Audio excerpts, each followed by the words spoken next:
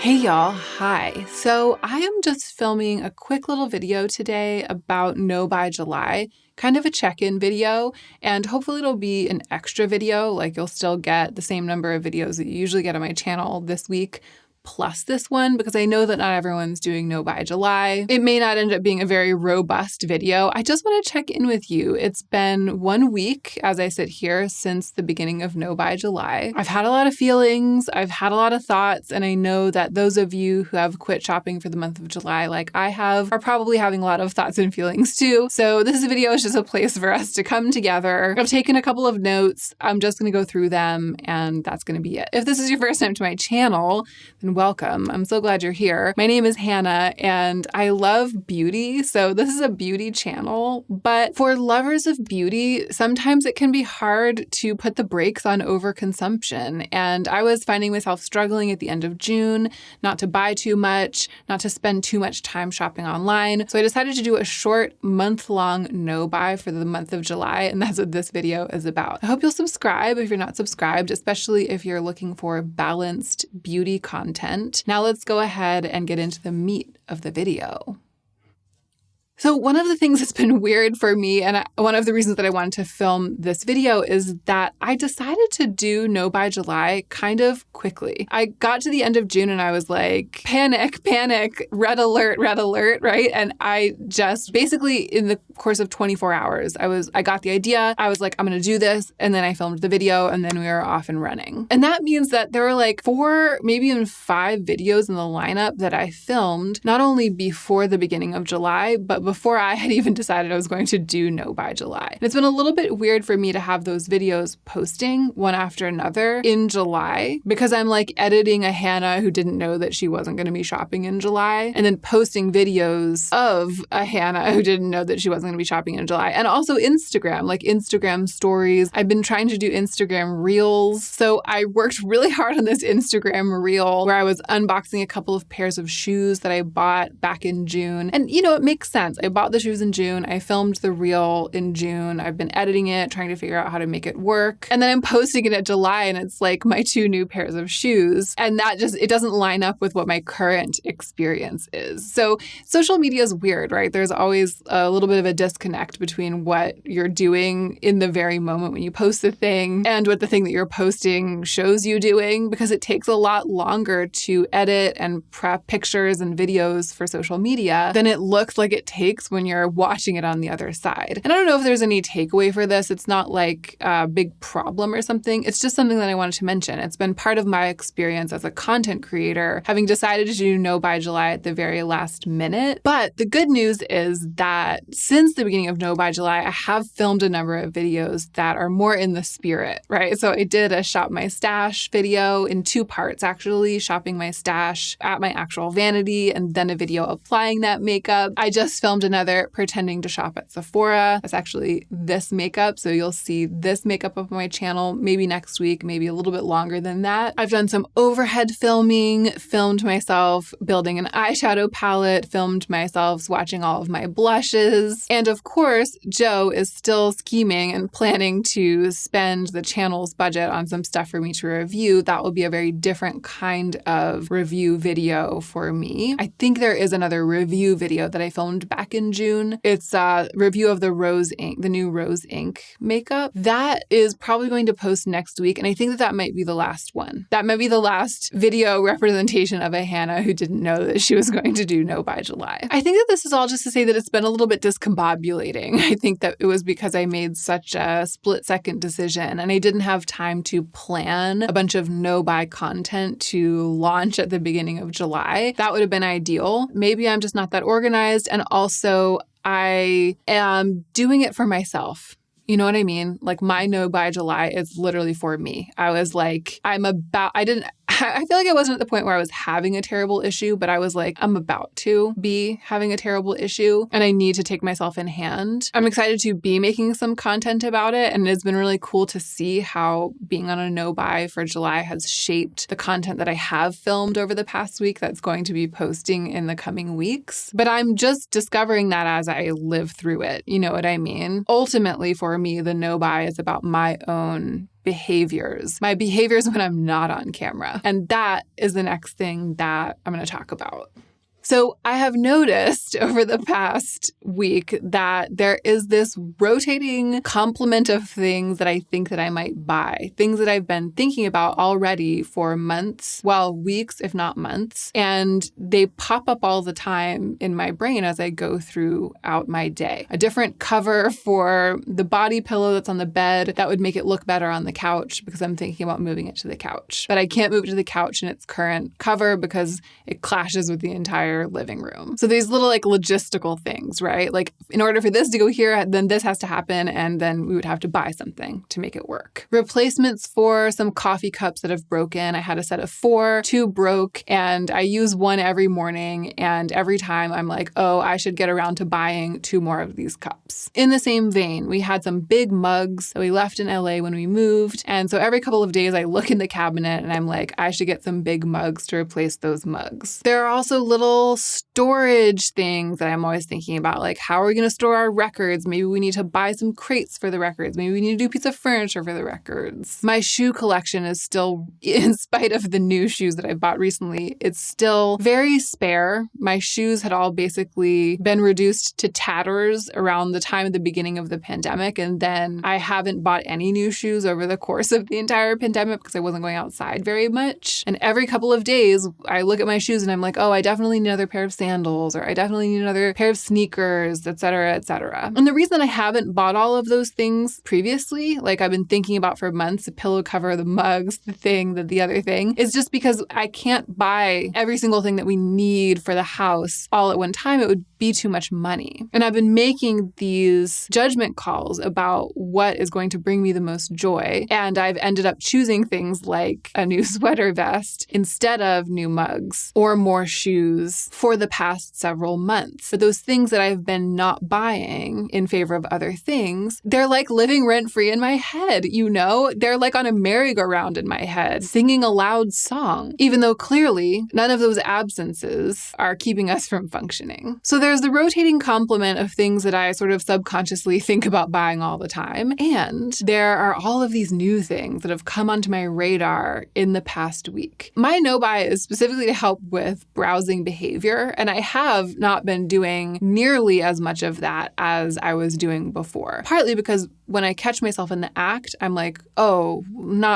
this is no buy July. This isn't really the tea. And I just sort of stop. But even within the little time that I've been spending on Instagram that I've happened to get sort of entrapped by some kind of ad or picture or tag, I have managed to develop this long list of things that I didn't know that I wanted. I wrote some of them down. A company that makes custom jeans where you can choose the rise and the length. That sounds like an absolute dream to me. Never heard of them before. And they slid into not my DMs, but my scrolls this week. And I was like, Another company I had never heard of before that makes really beautiful soft linen clothing. A company that I'd never heard of before that makes really chic summer dresses at a really good price point. All these things that I was saving, wish listing, remembering. I was helping my friend Julia pick out some sneakers, and I came across a pair of sneakers that I wanted. And I was like, oh my gosh, I really need a pair of white sneakers. It's been forever since I had one. I've been meaning to replace them forever. And now I finally found the pair that I want. And the creme de la creme, maybe the worst of all, the Lisa Eldridge lipsticks, which we'll mention in a minute because they're going to have their whole own section in this video. Stopping shopping for a little while this time has made me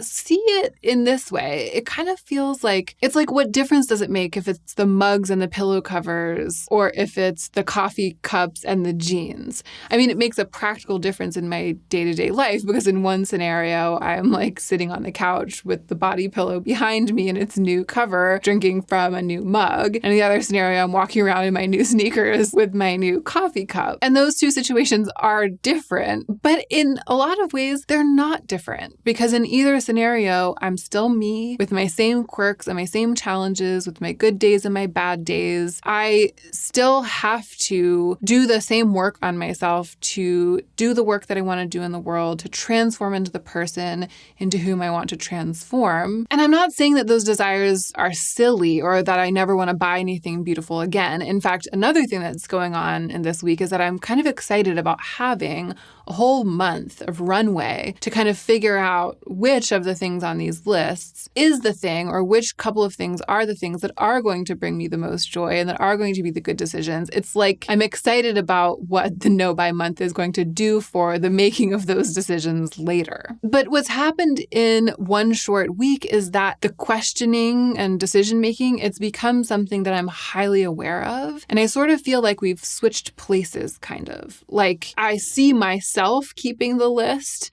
instead of it occupying part of my brain. I don't know if that makes sense. But something has shifted. It's like the power has shifted. The question of which of these things that I might like to have is the thing I'm going to actually buy has sort of lost its charge. It used to feel like like just one short week ago, it used to feel like a really important question. And now it kind of feels like a matter of interest, but not necessarily a matter of consequence. So that's all been very interesting. Let us talk now about the way in which it has been hard. There have been so many challenges to the No Buy already just in the first week. The first one was all of those sales around 4th of July weekend, particularly this bench that I wanted. If you follow me on Instagram, you'll have seen it in my stories. I've had my eye on this beautiful mid-century modern bench from The Inside, which is a brand that allows you to choose custom fabric for the upholstery in your furniture. They make this beautiful bench. It's just a little bit too expensive. Like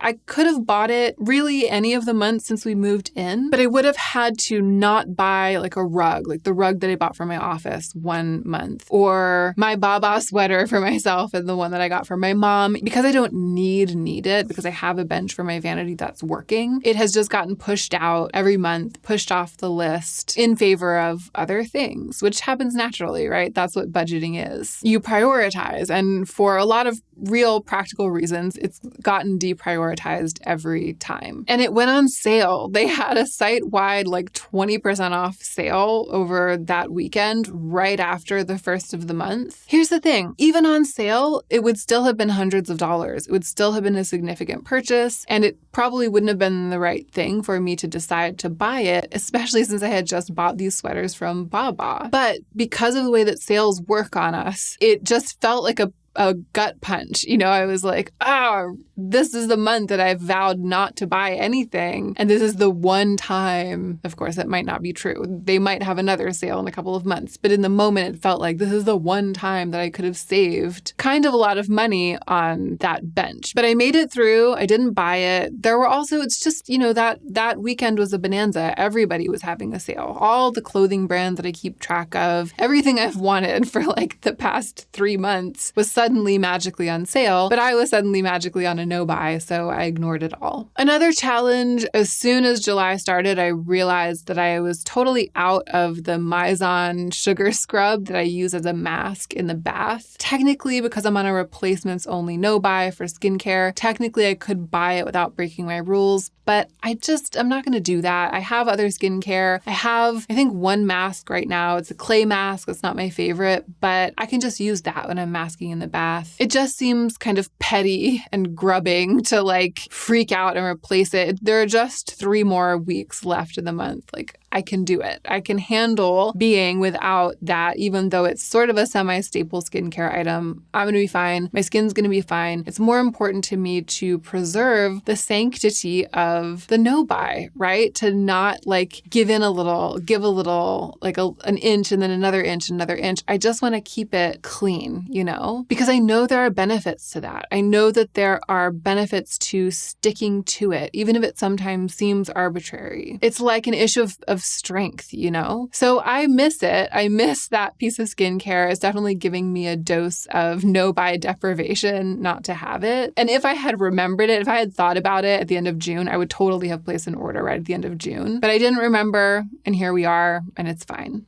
Let's talk about the Lisa Eldridge lipstick launch, y'all. This is yikes. I mean, this to me, it's so interesting. It really gets at the issue of tradition and how hard it can be to break with that when we feel like we have relationships with brands, relationships with people who launch products, or even relationships with ourselves, our past selves, and like what we've done in the past. Basically, every time Lisa Eldridge has launched makeup, lipsticks, particularly lip products, I've bought one for myself. They're beautifully made. They've always felt like they're worth a little bit of my budget. And it's always been exciting when she's launched new colors. A couple of times she's done it to pick one out for myself and just treat myself to one little product. Now here she comes with so many beautiful shades of the Luxuriously Lucent. It's extra hard for me because I know that I could review them on my channel. And I don't think that Joe, I mean, maybe I could mention it to him, but it's not what he's going to do. He's not going to take the budget for a review this month and buy Lisa Eldridge lipsticks. Like he's just not that clued in. And I know exactly which ones I want. And if I were to be like, these are the ones I want, then that would totally defeat the purpose. It would go against the spirit of him being the one to make the decision. This is another thing where if I had thought to make the exception, I might have done it like I did for the Baba sweaters. I might have been like, I'm going on No by July, but I'm allowed to buy myself a Lisa Eldridge, blah, blah, blah, blah, blah. But I didn't. I didn't think about it. I didn't write it into the rules. And I am not about to change my rules from the inside. It's like once I entered the no buy and made my peace with the fact that if I hadn't made an exception in advance, there wasn't going to be one. It was a social contract with myself. I was like, no matter what it is that you forgot might happen in July, you can't buy it. Like you can't have it. You're just going to have to eat it. If they come back in stock or they're still in stock in August, then maybe I'll get one or two. But I might have to wait a really long time because they might sell out and they might not restock for a really long time. But it's okay. I mean, this is the thing. This is what it is to be on a no buy. This is what it feels like. You run up against something that you absolutely would have bought and that would be a great decision for you and would be totally worth your money and that would make you really happy. And because you're on a no buy, you just can't do it and you just have to eat it. But as I said, I think during, maybe after my no-buy year, sitting in that uncomfortable feeling of wanting and not having, learning, and I guess now for me sort of relearning that there's nothing wrong inside of that feeling and that it's not as serious as it feels like maybe it is. That is one of the main reasons to do a no-buy project, if not the main reason, depending on the shape of your struggle with shopping. And then the last little challenge I wanted to mention this morning, I got one of those, your wish list item or your wait list item is back in stock emails. And did I want to buy the thing? Yes. If I wasn't on a no buy, would I have bought the thing? Probably. I actually probably would. But again, I just have to eat it. I have to wait until August and then just reassess, see what's still in stock and what's not, see how I'm doing financially, see what I still even want anymore. And I know from experience that 3 weeks is a long time and one's desires can change a lot in that time. By the time we get to August, it may be that I no longer want any of these sneakers or lipsticks or anything. And if that's the case, then won't it be a good thing that I didn't buy them now? It really, really will. And that's it. I'm going to leave it there. I've talked for way longer than I meant to. I thought that this was going to be like a 5-minute check-in video. If you are on a no buy for July like I am, let me know how it's going. Of course. I mean, that's like the main reason for doing this is to give us a place to gather in the comments. I appreciate you so much for being here and watching this video. And don't forget to take extra good care of yourself so that you can be the most effective version of yourself as you do your work in the world.